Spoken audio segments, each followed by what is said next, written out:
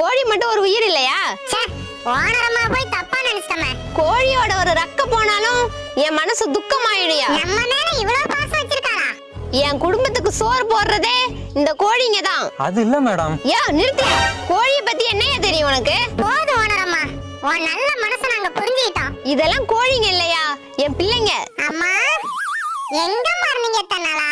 Madam கோழியை உண்மையாவே அடிச்சு கொள்ள மாட்டோம், அடிக்கிற மாதிரி நடிக்க சொல்லுவோம், அவ்வளவுதான். நீ உண்மையாதான் அடிச்சு பாரு, அப்புறம் தெரியும் உனக்கு. மேடம் உங்க கோழி சும்மாலாம் நடிக்க வேண்டாம், அதுக்கு எவ்வளவு சம்பளமா நான் கொடுத்துறேன். என்ன பார்த்தா பணத்துக்கு மயங்குற மாதிரி இருக்கா?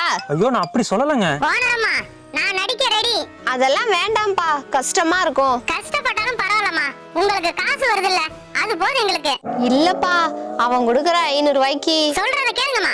சரிப்பா, அப்புறம் உங்க விருப்பம். சரிங்க மேடம், ஷூட்டிங் ஆரம்பிக்கலாமா?